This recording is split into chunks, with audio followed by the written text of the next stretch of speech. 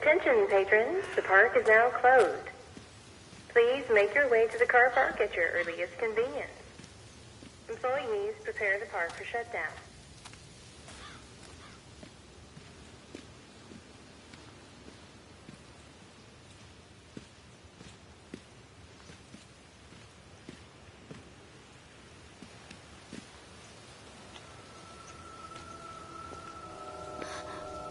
What?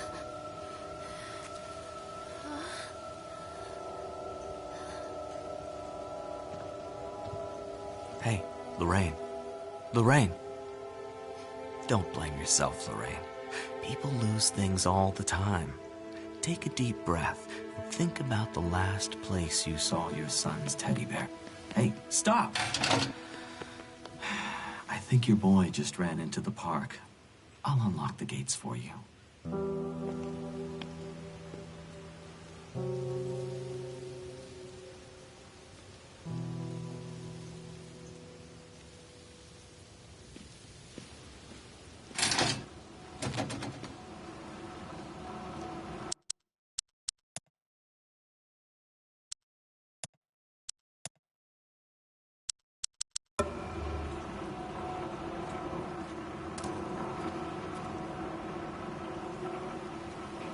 There's something special about the entrance to an amusement park. A line drawn between the real world and the world of whimsy within. On this side, the apathy of our everyday lives. And on the other, anything we might dare to dream. It's no wonder Callum ran back inside. I wouldn't want to leave either. Attention, employees. The park is now closed. Have a safe journey home.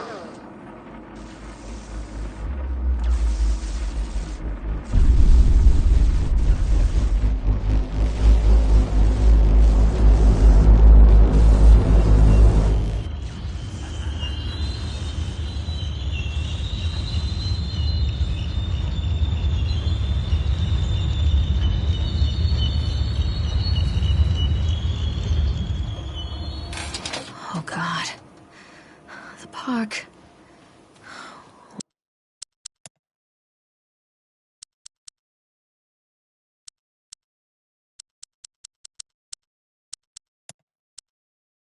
What happened here? You can't catch me.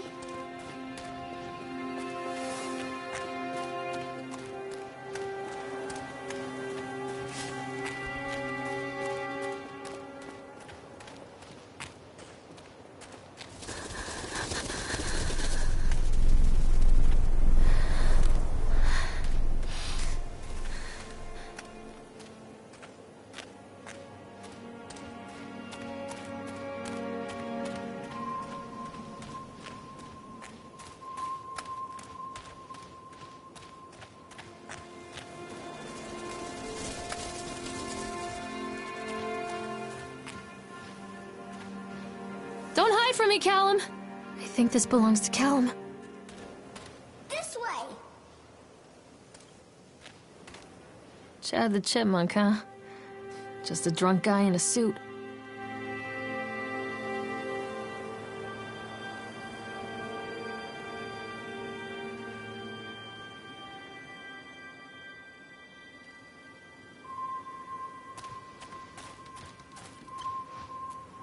What's this?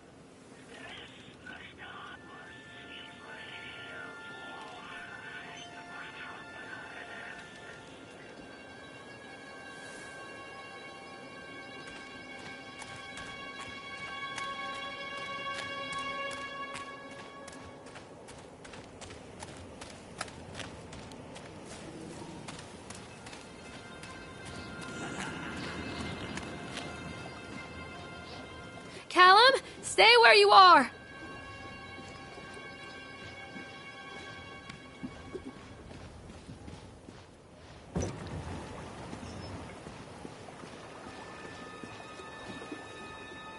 Come on, Mommy.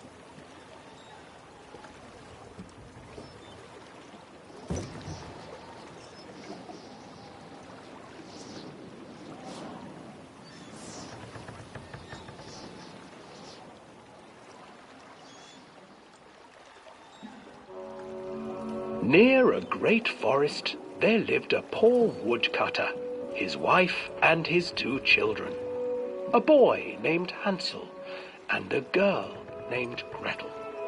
They were very poor and had very little to bite or sup.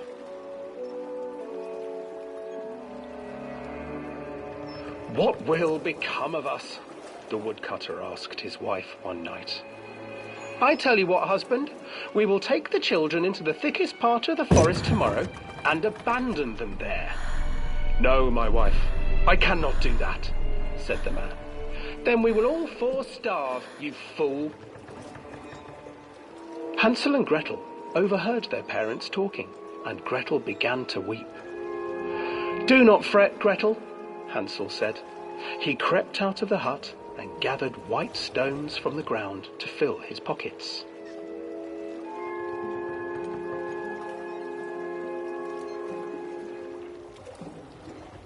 The next morning, the woodcutter leads the children into the forest. Before they leave, their mother gives them a slice of bread and warns them that they will get no more food that day. Clever Hansel leaves a trail of white stones behind them as they pass into the woods. When their father leaves them, the children wait a while, then follow the trail back to their parents' house.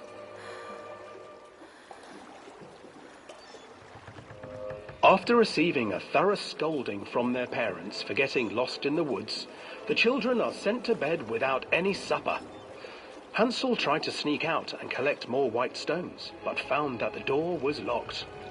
"Tomorrow I will take them into the woods myself," the wife told the woodcutter. In the morning, their mother gave them a slice of bread and led them deep into the forest once again.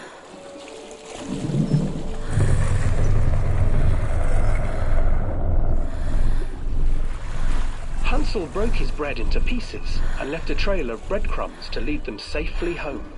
But hungry-eyed birds snatched up the breadcrumbs and his trail was destroyed. Abandoned by their parents and unable to find the trail home, the children wandered in the forest for 3 days.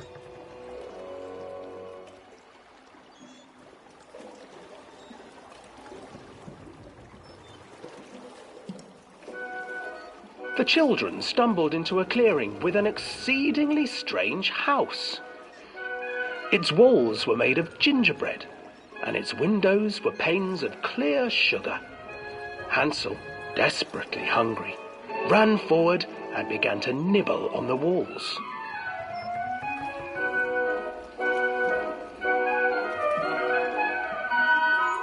"Nibble, nibble, little mouse.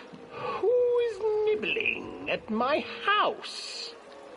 An old woman emerged from the house, sniffing the air and peering around with cloudy eyes.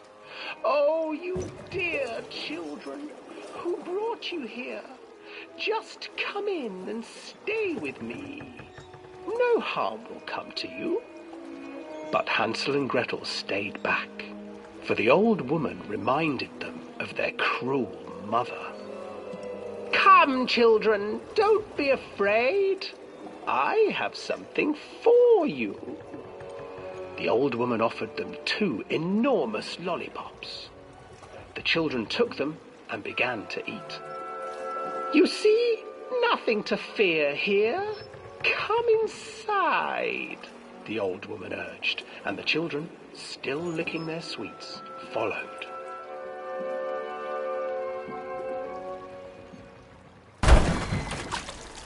Once inside the house, the old woman changed. She stuffed Hansel into a cage and put Gretel to work, sweeping and cleaning her hut. Your brother will make a good mouthful, the old witch told Gretel. Once he is fattened up, I shall feast upon him.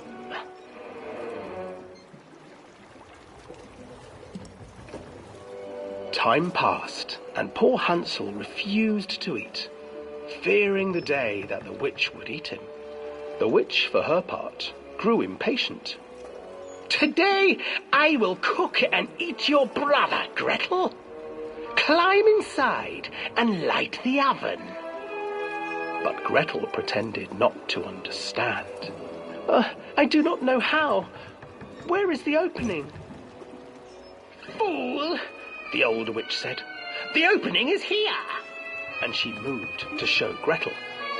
Seizing her courage, brave Gretel gave the witch a shove, and the old crone tumbled forward into the oven. Gretel slid a large iron bolt over the door to the oven.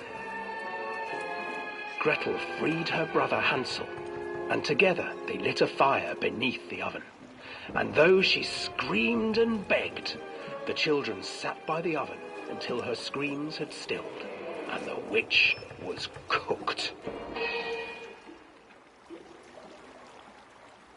And then, because even children can't survive on sweets, they divided up the body of the old witch and ate her.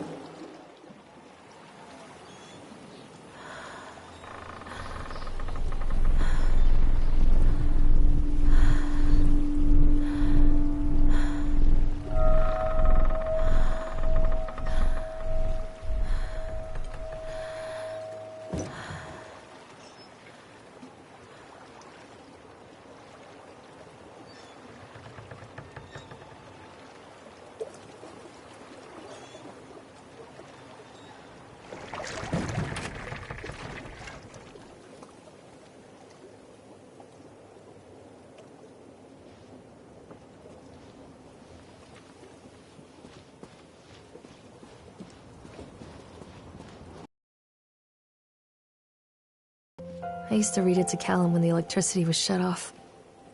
Those poor children. The whole world against them. The forest, the birds, the old witch, even their own parents. I used to imagine that Callum and I were the kids in that story. Not mother and son, but brother and sister, hand in hand against the unkind world. We were always hungry, looking for our own house made of candy. Looking for the sweetness that could take the pain away. Hunger leads people to desperate, terrible places where the tree branches reach like claws.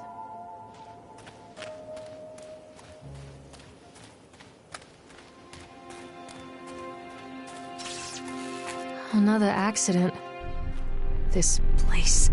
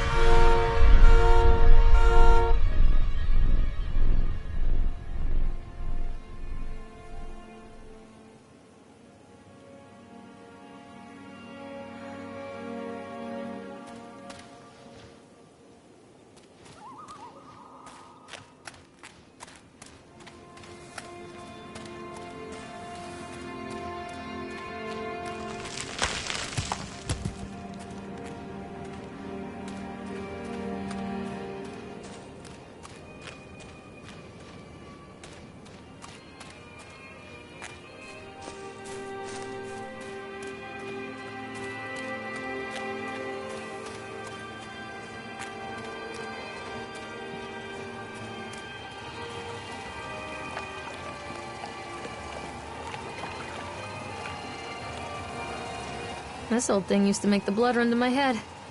Make me dizzy.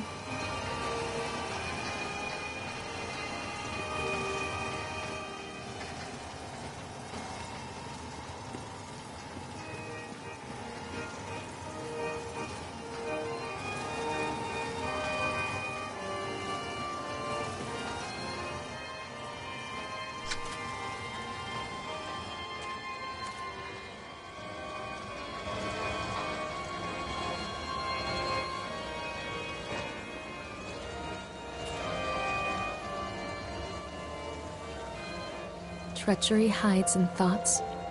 Treachery that lashes like a whip and scars our insides.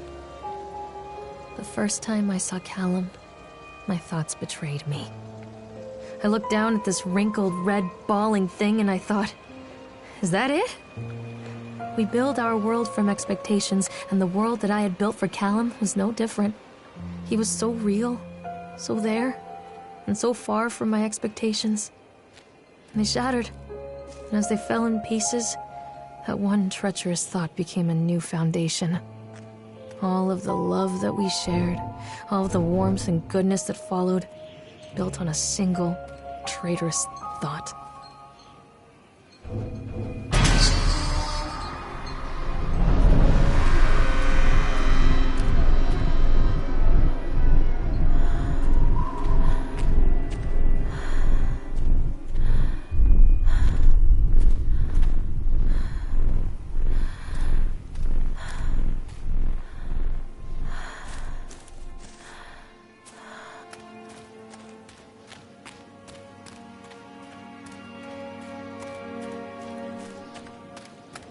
Constant crashes and 80s music.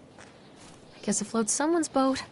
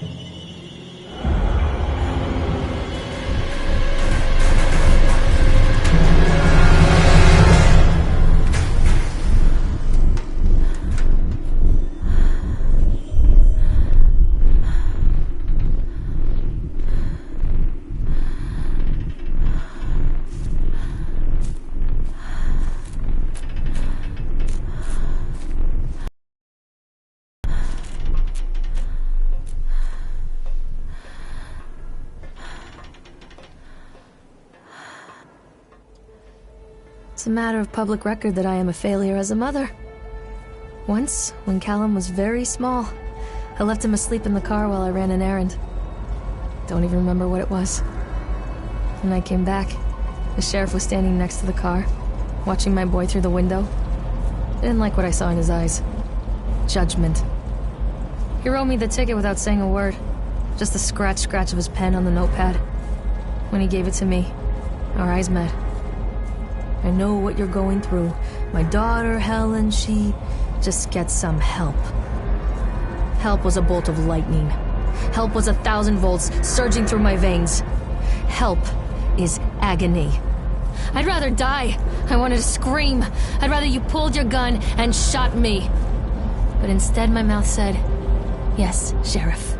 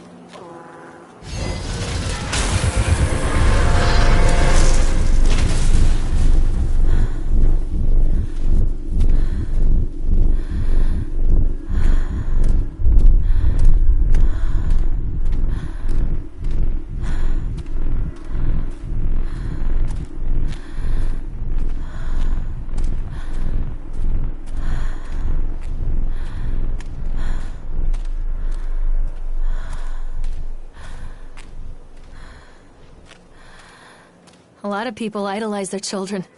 You hear them talking about their kids and just the way they talk, their fucking voices make me want to vomit. My angel likes to read, and little Johnny is so good on the piano. Fuck those people!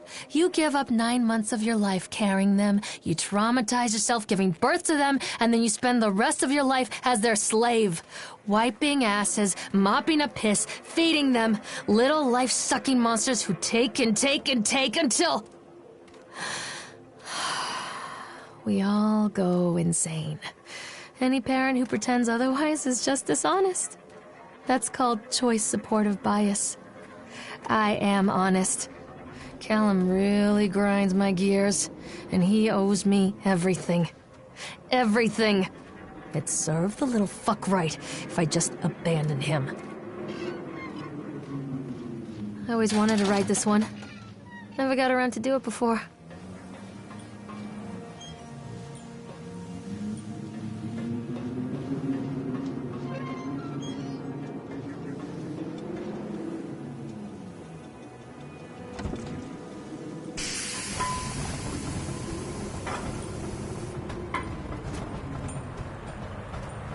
What do you want? We need to talk about Callum. What do you mean? What have you done to him? That's insulting. You and your boy are everything that this place doesn't want. The antithesis of what we stand for.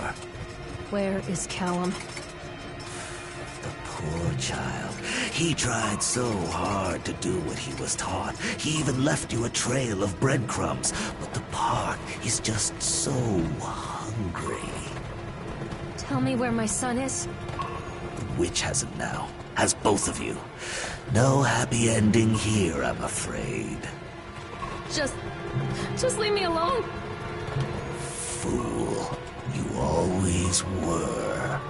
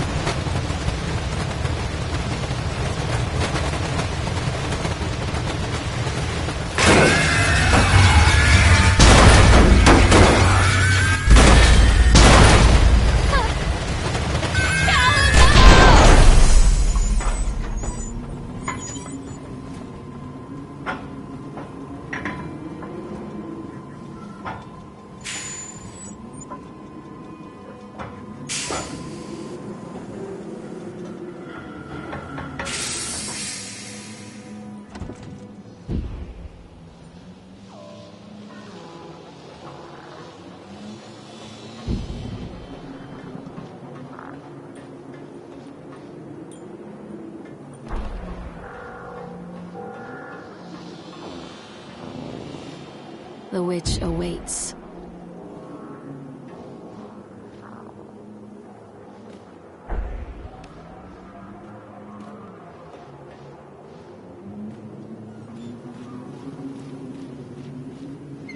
Callum? Callum! Callum has bruises on his arms, finger marks. Someone has been hurting him. I've asked him, demanded really, to know where he got the marks. But he doesn't want to answer me. Something has scared him into silence. He doesn't dare talk. He's been changing too. Something sinister lurks in the darkness behind his eyes. I catch him staring at me at odd moments. In the night, he tosses and turns and cries out words that I cannot understand. When I try to soothe him, he snaps and bites at my fingers. I think he wants to talk to me. I think he wants to tell me. But they are watching him every minute of every day. They are whispering to him in his sleep, changing him. They are taking my baby away from me. I can save him. And there will be pain. But I love him, and in the end, he will understand why.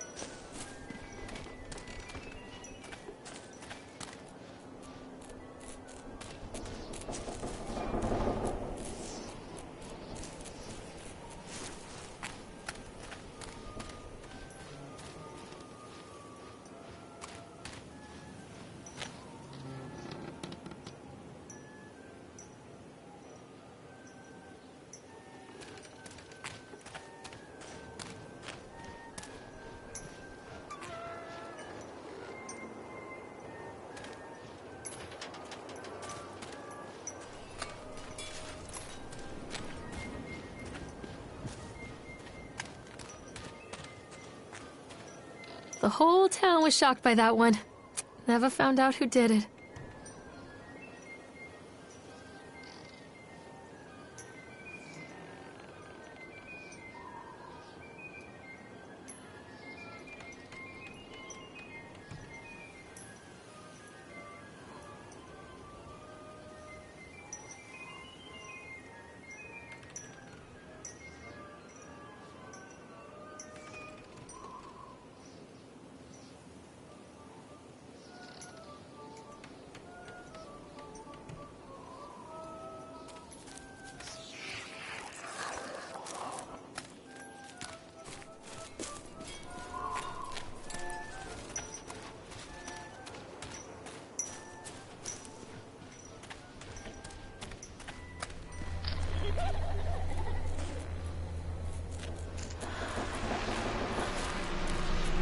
Bastard. Who did this to him?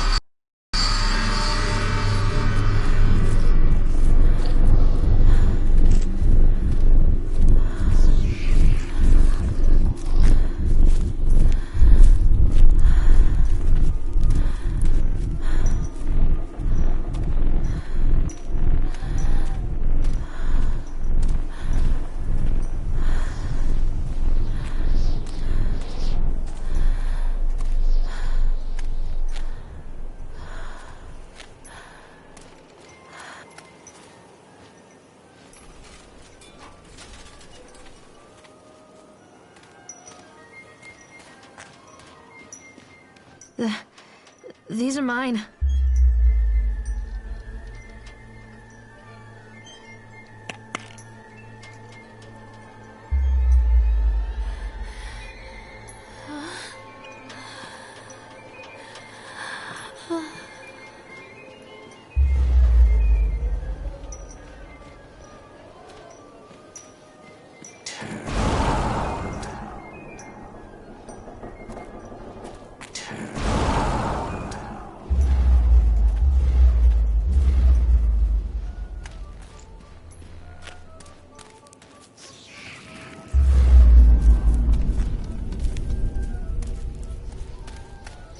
Don't touch me!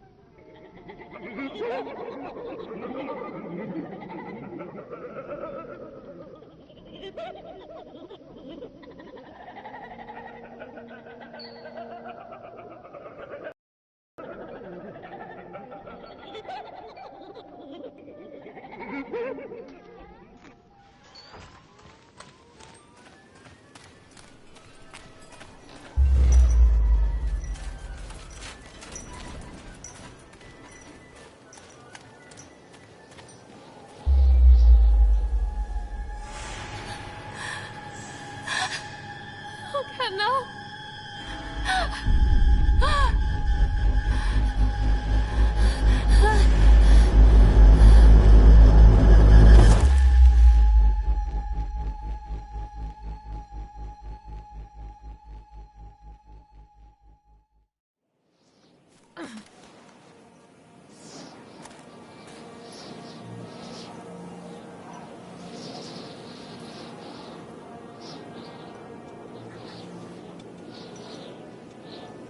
The park is a collage of contradictions all of its own. Millions of people die every year in car crashes, and the park has little cars designed specifically to simulate that action. Hear the children scream with joy. In the sideshow alley, you can walk away with 15 cents worth of mass-produced Chinese teddy bears while a grinning carny pockets your hard-earned $5. And what secrets lie beneath the sullen waters of the lake? The tears of jilted lovers, the soiled condoms of illicit affairs, the clotted blood of the lonely suicide. and the face of the witch looms over it all. I've always despised her toothy grin and warty nose. I hate that sparkle in her weathered, watchful eyes. I think Callum is waiting for me. Inside.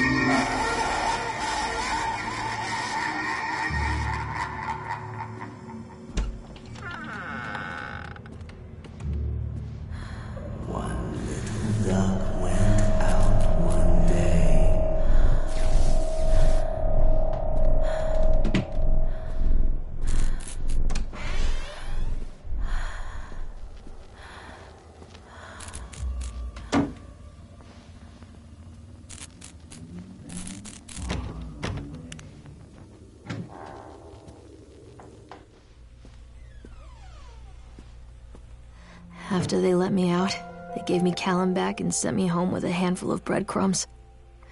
Home, bittersweet home. I barely recognized it. Where there had been color and light, there were shadows and regrets. Where there had been warmth, there was a bone-deep coldness that never went away. I tried my hardest to keep the ghosts at bay. Don, watching from the dusty corners while I tried to teach his son to read. My father, coldly assessing me and finding me lacking. I devoted myself to Callum and did the things that they told me. It will get better, they said. Every day will be a little better than the last. I'm in the woods now, lost and afraid. Things never got any better.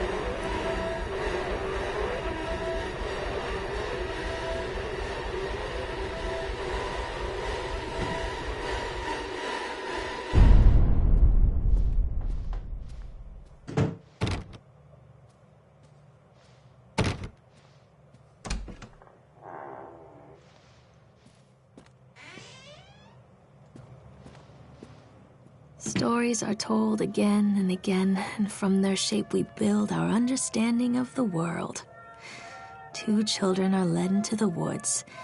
They are lost for a time, but then are captured by an old witch. A child goes missing in Atlantic Island Park. He wanders lost for a time before finding his way into the mouth of an old witch. In the oldest version of this story, the mother and the witch were the same person. I never wanted to be the witch.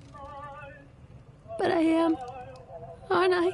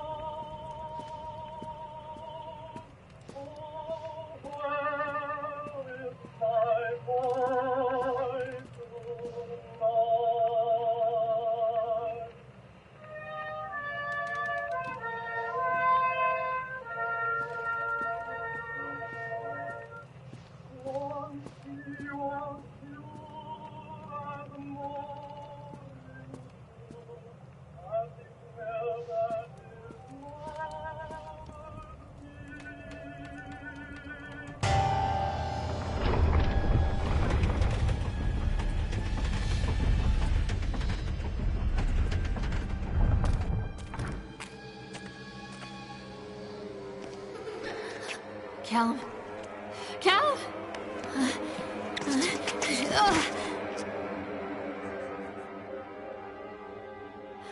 Callum? Callum? Callum!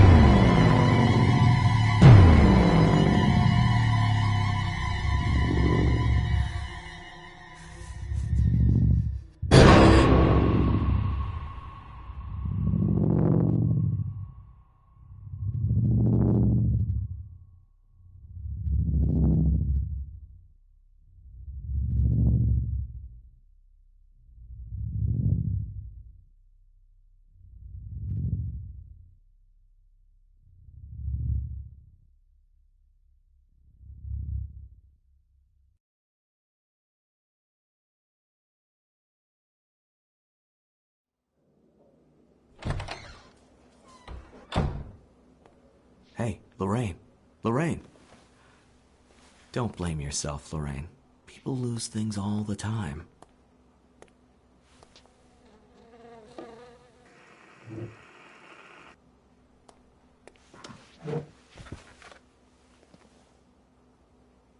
Take a deep breath and think about the last place you saw your son.